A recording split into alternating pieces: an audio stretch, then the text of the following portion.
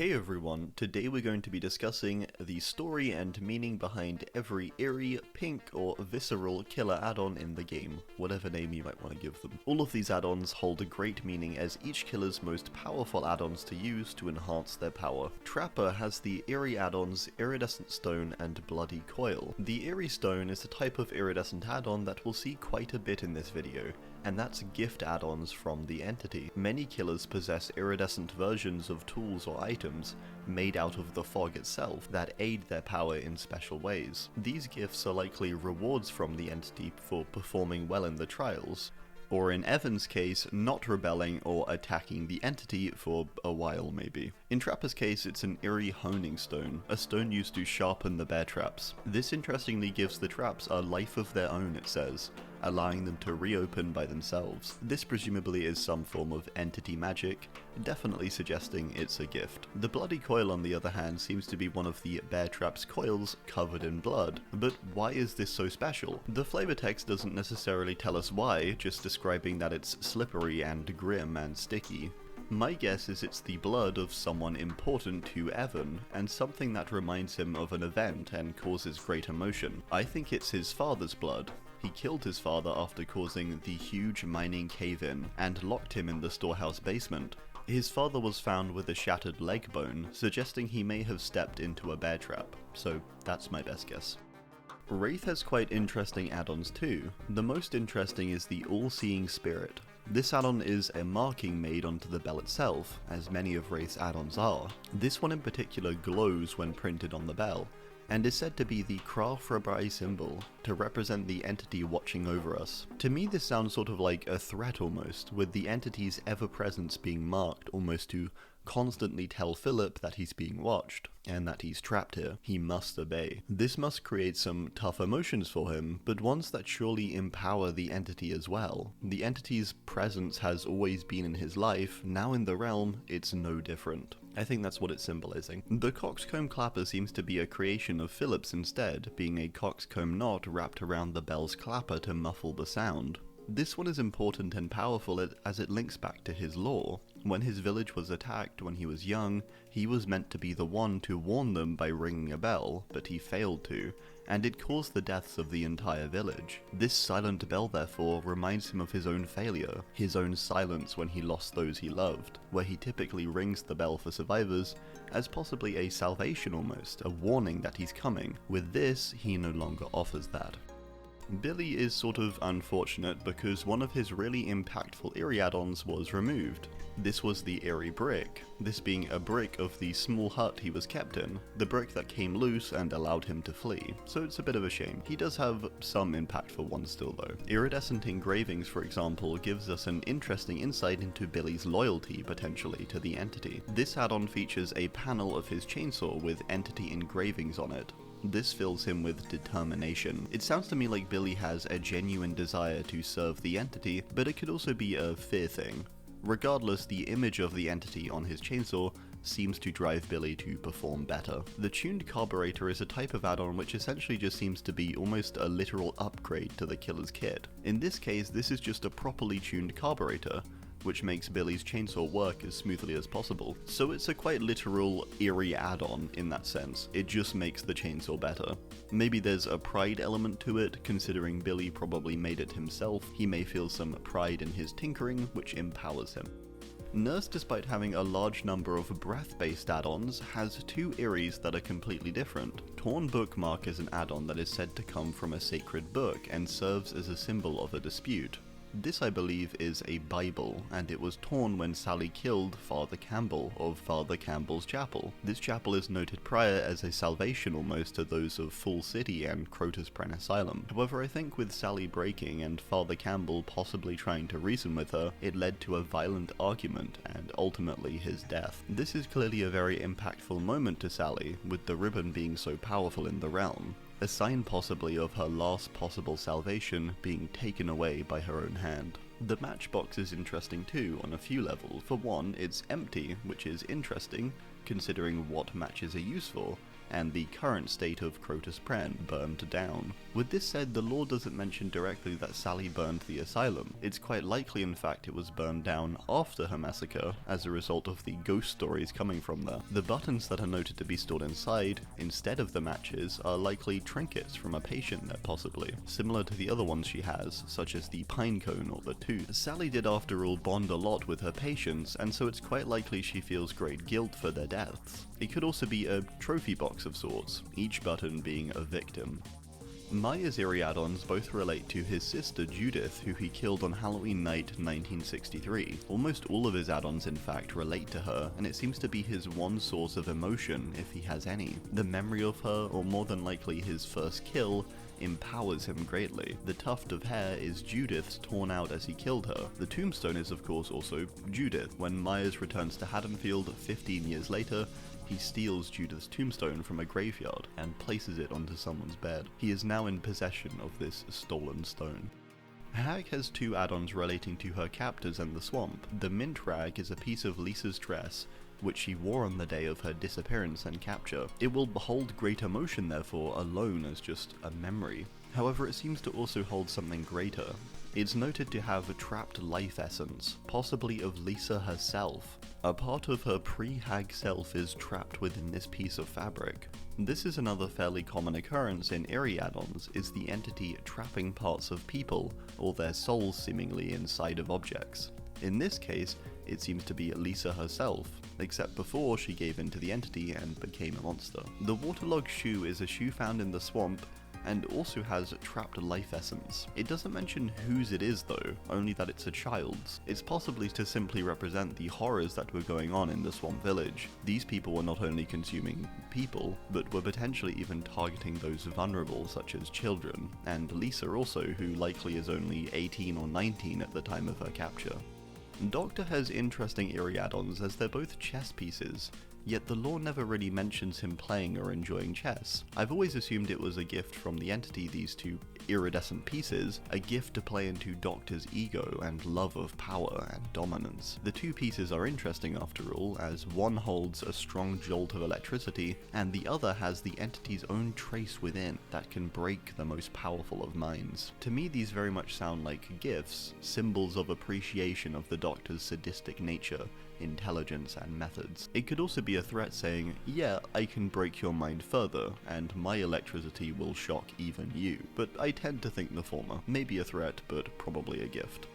Huntress has rather simple add-ons. The Soldier's Putty, for example, is another case of a practical eerie add-on. It's likely just to help her ankle support when hunting. It also represents her brutality to an extent though, and her hatred for soldiers who were responsible for her father's death, leading her to consequently kill many en masse. The iridescent head, I think, is simply a gift, a symbol of appreciation from the entity to Anna. It's said to be warm and to reverberate the entity's power. To me, it just seems like a nice, shiny thing to give her, something she'd surely love with her love of shiny objects and collecting in general.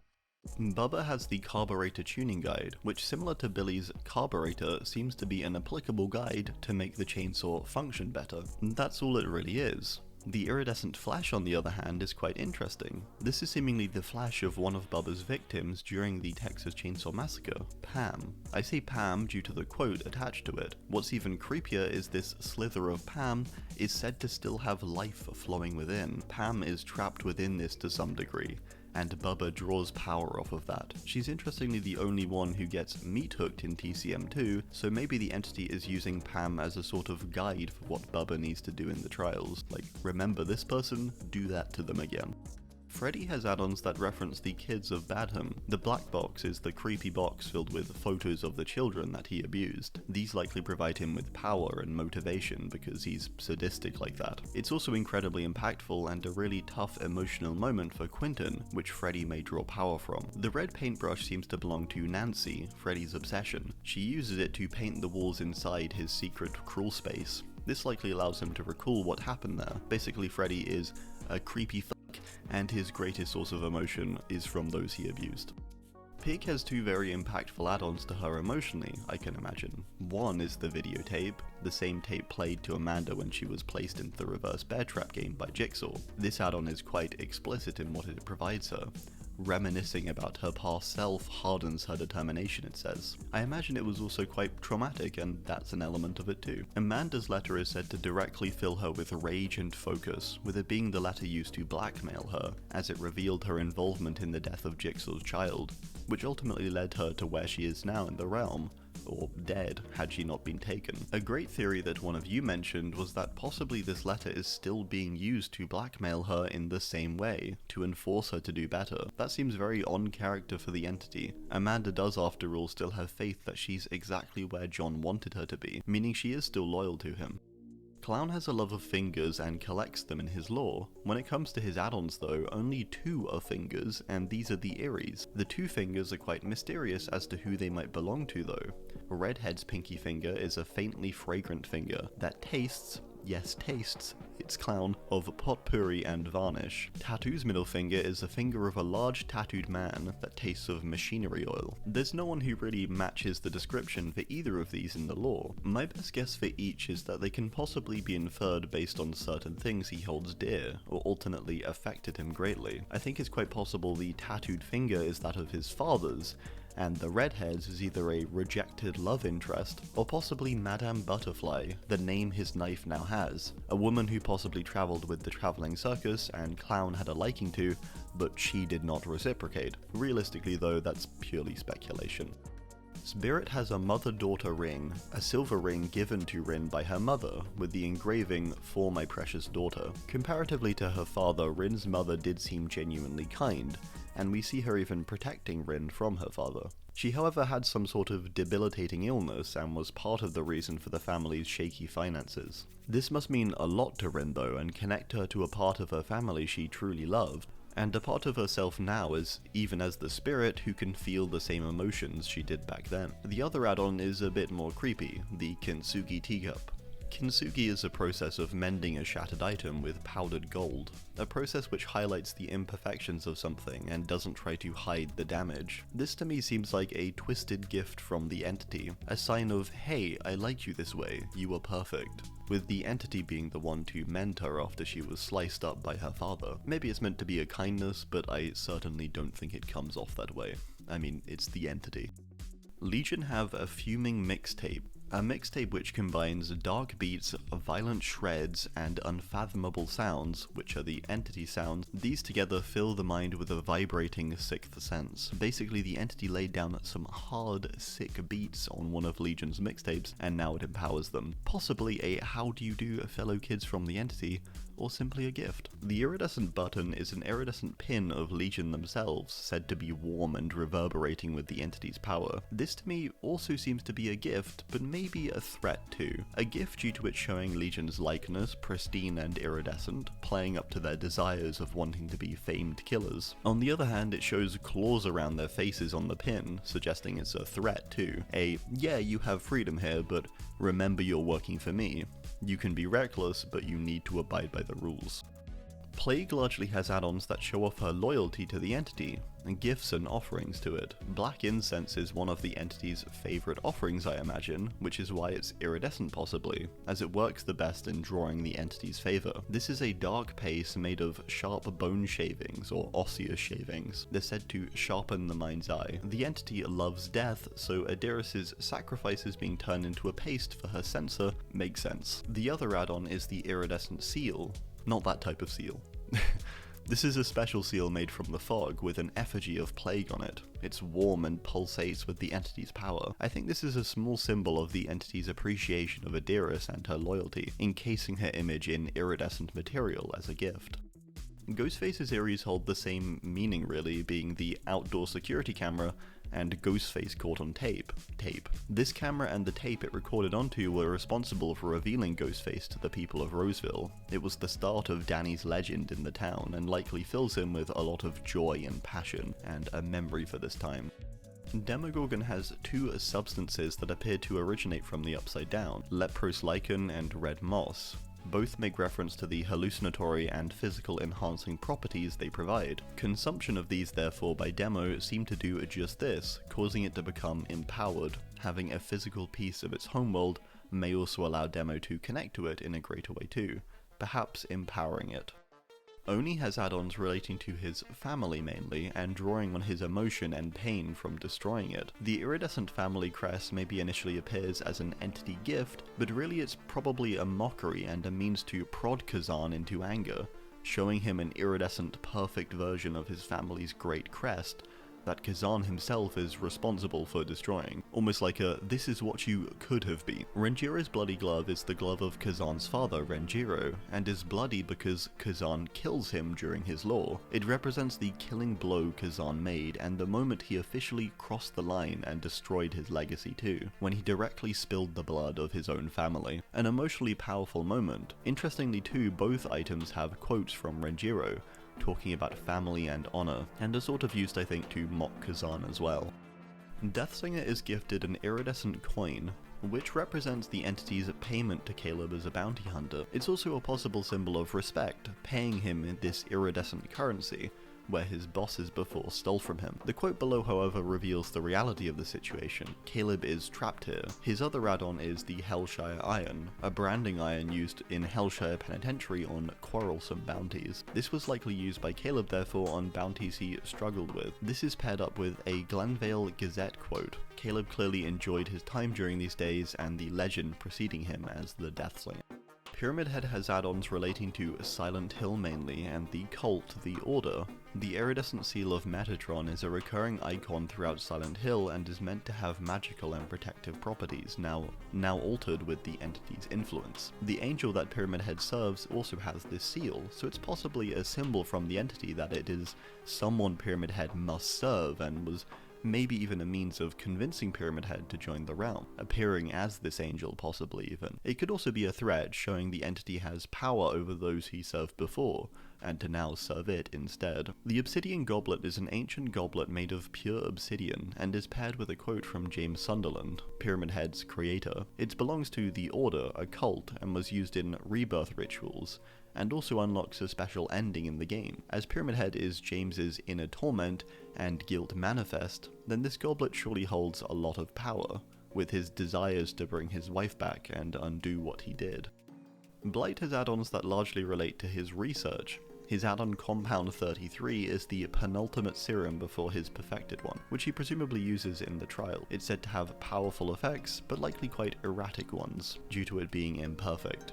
I think this is an application-based add-on, and simply adjusts how his power works due to it being a different serum. It may also remind him, however, of his time in the Void, with it mentioning this serum failing to facilitate his escape. Iridescent Blight tag is another one of those sort of gifts, sort of threats from the entity. On one hand, it appears as a gift, a tag that Talbot used on others, given to him, but iridescent. But even the flavor text mentions this is possibly a cruel jest from the entity, tagging Blight who tagged all the other killers and many others in general. Whilst Blight was able to do this, the entity wants to remind him who is really in charge and who he must obey. You can tag all of them, but I can still tag you. Twins add-on reminds them largely of the trauma of their lives and many traumatic or horrific moments. The silencing cloth, for example, was a cloth used by Charlotte to silence her screams of fear when there were witch hunters nearby, with a haunting quote below. This was clearly a horrific and traumatic time for Charlotte, and so this cloth holds a lot of emotion and memory, despite it simply being a piece of cloth. The other add-on is the Iridescent Pendant, a pendant featuring Charlotte's mother, Madeline, who was burned trying to protect her children. This seems to be a gift, as the quote below and the fact it's iridescent do suggest the entity may be trying to positively remind Charlotte of her mother and her own strength. Alternately, it could be used to drag up her death and its emotions. The pendant is said to feature Madeline, but it says she looks unsettling somehow. She was burned, so maybe it depicts her like this, a messed up thing for the entity to do, but possibly a means to an end to make Charlotte angry, or simply emotionally driven. Alternately, the entity may have just messed up her true appearance, altering it as it doesn't understand the emotional value of the item, only that Charlotte holds it dearly. Trickster is gifted the Iridescent Photo Card, an add-on which appears to play up to Ji-Woon's ego, being essentially a photo of himself moulded from the fog, and a quote which seems very self-indulgent. Trickster loves his fame and loves his power. This is representative of that, and so he quite self-indulgently becomes empowered by its image. The other add-on he has is the Death Throes compilation, This is a compilation of the final screams of G-Wound's victims, all compiled on a vinyl. Similar to Clown's Fingers, it's a trophy of sorts, a record of what he's done. He also loves the sounds of certain people's screams, and so simply derives great joy from listening to this compilation, I imagine. It empowers him. Nemesis has add-ons that seem to reinforce his loyalties and his goal. Shatter's Stars badge reminds him of his original mission to destroy stars, but to potentially also show him it's resolved and to now move on to his new mission of serving the entity. It could also just be a symbol to show him he succeeded, which empowers him. The other is the Iridescent Umbrella badge, which is a badge of Umbrella's logo molded from the fog, with a higher-up's quote underneath. I think it's possibly a gift from the entity to try and convince or persuade Nemesis that it's a part of Umbrella, and so to serve its command. Possibly this is why Nemesis's programming is altered, because the entity is posing as an Umbrella employee, flashing him its eerie badge. Pinhead is gifted the Iridescent Lament configuration, the box but made out of the fog. It's said to be a replica, yet providing new powers altogether, so to me it sort of sounds like a gift upgrading the Cenobites box, but also sort of a threat saying, yeah, your box is strong, but I can make it stronger. A pretty blunt way to get someone as powerful as Pinhead to fall in line. The other add-on reinforces this, being an Engineer's Fang. This add-on is from a creature of the Labyrinth, and to me sounds like a threat again. The Fang, the tooth often used to bite or as a weapon, has been removed by the entity, and the engineer it came from is probably dead. It suggests either the entity is flexing its power, or it is even taking control of the labyrinth itself. Either way, it's a power flex, I think. I suppose it could just be a weird memento that Pinhead likes to bring with him, but I think it's probably a threat. Artist has the add-on Garden of Rot, a nude self-portrait of herself which depicts her with a rotting darkness growing from within and coming out of her. Carmina seemed aware therefore that the entity's dark presence and plan for her was present in her and throughout her life. It's a dark representation of what she always knew lurked within. It's quite messed up, but likely very emotionally charged. The portrait of her exposed and naked, bursting with this dark corruption. It represents her and her life really. The iridescent feather seems like a gift, said to be simple, yet a symbol of those who watch over Carmina, or the entity really. It's a symbol of something conflicting. The crows saved her, but they also ruined her. They stopped her from jumping, but they also tore her friends apart and riddled her with guilt. Both of these add-ons must be highly powerful and emotionally charged for Carmina. Sadako's add-ons both represent her rage and anger. Iridescent Videotape is the tape that Sadako cursed, where if you watched it you had 7 days to live. It's now made iridescent, presumably. The remote control being from the VCR in the cabin above the well, used to play the tape. The two of them focus on Sadako's rage and her use of the curse to punish others for her own suffering. The tape now being iridescent shows the bond Sadako and the entity have, and the trust potentially even that she holds with it.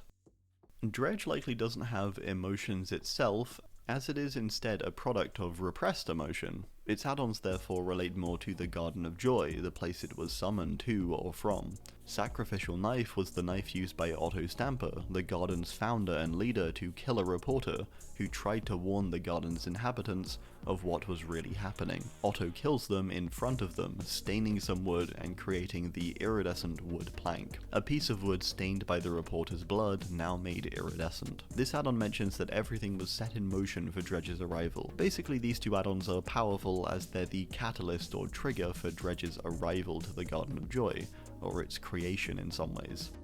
Wesker is gifted the Iridescent Ouroboros vial, a perfected vial of Ouroboros, made iridescent by the entity. This seems to be a gift at least, an offering of the thing Wesker wanted, a perfect virus. It equally doesn't seem to satisfy Wesker though, with him trying to combine the Blight serum now with Ouroboros and so on. The entity tried at least, and likely did win over Wesker to some degree. The other add-on is the lab photo, a photo of himself and other Umbrella scientists responsible for the creation of viruses, such as the T-virus which destroyed Raccoon City. The quote underneath makes it out as if this group was the peak of humanity to him, able to create such powerful viruses to destroy millions. A moment of his life he fondly remembers, surrounded by those he may have deemed worthy.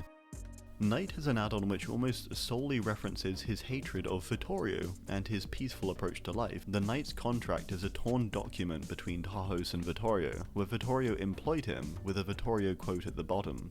This is powerful due to it being a condemning moment for Knight, with him going down a path of no return here, locking Vittorio away and committing to violence when he couldn't get his way, and Vittorio would not share his findings. The other is the Iridescent Company banner, an add-on which I think is simply a gift from the entity and to play up to Knight's ego and battle prowess, as well as the fear people had for him. It's a banner said to cause people to flee and hide, a symbol of his dominant strength, now made iridescent, which I'm sure he loves. Skull Merchant has expired batteries, which is really odd. I think this is just a practical add-on that literally adjusts how the claw trap works, causing them to have a shorter battery life, but start on the survivors. It's not that deep, I think. On the other hand, we have Iridescent Unpublished Manuscript, which is that deep. A manuscript of the Skull Merchant mangas. Adriana became what she did in part for her father and a love of his work. Seeing the entity therefore making it iridescent and presenting it to her is likely a great gift and makes her emotional and loyal. Seeing the entity sees and respects what she's doing, as well as the work of her father. Singularity has an iridescent crystal shard, a shard of his crystal that provided him with sentience, now made iridescent. The emotion or power beyond this does simply seem to be its effect of causing Hux's sentience, with the quote below simply saying "Hello world," so it's a reminder of this turning point for him. The denied requisition form on the other hand just seems to be a practical thing, causing the EMPs to be delayed in printing, the bureaucracy delaying their delivery, which is quite funny. This may too have applied to certain things like on Devaka, which is why Hux applies it now to the realm. If there had been a connection to the outside world, Hux may have not managed to deal so much damage, and so he admires the human incompetence and bureaucracy. Xenomorph has add-ons that relate to its weakness, interestingly. One is an improvised cattle prod, made by the Nostromo crew to deal with the Xenomorph. It was used as a means to repel it, without breaking its skin and causing the acidic blood to come out. I imagine it empowers Xeno, as it remembers being shocked by it, which makes it angry and happier to hunt down the humans. Acidic blood is likely a similar case, a reminder of humans spilling its blood, which causes Xeno to anger and become more susceptible to the trials. Chucky has the Iridescent Amulet. This was the amulet that allowed him to come back to life after being shot and killed, transferring his being into the good guy doll. The amulet now in the realm is made iridescent by the entity, a great gift as Chucky previously lost the amulet and had to retrieve it multiple times in his attempts to escape his doll body. By providing him with it, the entity gives Chucky peace of mind of sorts. He knows if he ever gets out, he can get out of his body finally. Hard Hat is a customizable option for the Chucky doll, which Andy gets in the first film. It seems to mostly just be referencing this and perhaps reminding Chucky of those early days and early kills. I think that's maybe what it is. Unknown seems to draw most power from those who try to define it, therefore the heavily redacted and mysterious Iridescent OSS report fills Unknown with determination. It's a report that causes people to heavily theorize on what Unknown is, which plays into its legend, and results in its adaptation and changes over the years. It keeps Unknown unknown, and so it likely draws great power from this, especially with it being made iridescent by the entity. Captured by the Dark is a film reel from Greenville Cinema, where many disappearances took place. Although these disappearances were down to the entity and the overlap there, this suggests that Unknown possibly draws power from managing to successfully mislead people, or taking on the stories of other horrors on as its own. Stealing the entity's credit, as it were, empowers it. For Unknown, I think it's all about legend and staying unknown that keeps its power strong and fresh. Vecna has the Iridescent Book of Vile Darkness, his spellbook which is now made iridescent by the entity. This I would argue is a gift in part, but also a huge threat, a symbol of, hey, I'm stronger than you. It remakes his entire spellbook but better and gives it back to him. Vecna must know deep down therefore that he is truly trapped here, or perhaps it continues to feed his ego as a greater challenge. Either way, the entity gains power from it. Vorpal's sword is described as a magical artifact and seems to possibly be one of few weapons which would be able to damage Vecna himself. Therefore, it being in his possession is a symbol of him being untouchable. This sword also appears to be the sword of Kaz, the sword responsible for severing Vecna's hand and eye, which are now obtainable throughout the trials. A reminder of this moment, but also a keepsake to reassure his safety maybe. I also imagine they just make him really angry to hold. Dracula has the Iridescent Ring of Vlad. This is a special ring belonging to Dracula that has been in his possession for hundreds of years, and seems to provide Dracula with power. I think it's simply this, and likely a similar gift or possibly threat type of thing from the entity, with it recreating the ring but iridescent. The other add-on is Alucard's Shield. This too is a family heirloom and belonged to Dracula's son, Alucard. In a similar way, it's a very powerful shield, and possibly simply reminds Dracula of his son, but also the shield's usage to defeat Dracula himself, providing conflicting emotions perhaps, especially as it's somewhat representative too of his wife and her death, and the reason for their conflict between himself and his son. Houndmaster has the Torn Novel, which is a memory of her father, and possibly her days of peace and being a pioneer and trader, days Portia likely fondly remembers, but are equally long gone, represented by the book being destroyed after a raid. The quote at the bottom outlining Portia's anger. It's greatly insightful though. Despite her cruelty in the realm and her evil, somewhere in there she does still mourn this peaceful life and her father. She desires for something long lost, but she knows will never return. The other add-on is an iridescent wheel handle. This is presumably the helm wheel of Portia's own ship, with it said to have guided a great vessel across the open seas, its remnant being a memory of past times. This, alternately to her novel, is a memory of her prowess at sea, her power, and likely a means to determine and focus her. Kaneki has the mask of Jason, his captor, named Yamori's mask. The mask represents everything that went on in Kaneki's torture, his most emotionally charged and powerful moment of his entire life. Where individual add-ons do reference this mask and his captor's face almost are represented with this, meaning it's incredibly powerful. Kaneki was taken post his rage-fueled devouring of Jason, his captor, and so the image of him will fill him with rage, fear, and despair.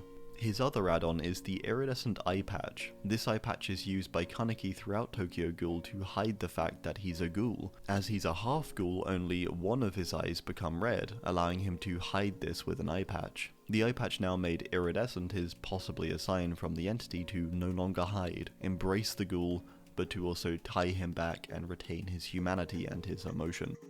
Springtrap has Phaz Coin and Iridescent Remnant. The Phaz Coin is a coin which mentions that the collection of all of these comes with a prize. In the games I believe they have a varying purpose depending on the game, but generally the idea is they're a Freddy Fazbear's specific currency. I'm assuming they simply hold a sentimental value to Afton and remind him of his creation of Freddy Fazbear's and all of the killing he did there. The Iridescent Remnant is both a soul and molten metal fused as one, the remnants being used to contain souls of things throughout the series, with this one possibly containing someone close to Afton within. I think it being left mysterious is probably purposeful, so who do you think that could be within this remnant? Could it be his own remnant? Could it be someone like Bonnie maybe, relating to his own Bonnie suit? Could it be a character like Freddy, or could it be his daughter maybe? Well, that's gonna do it. I do hope you enjoyed. Thanks for watching, and goodbye.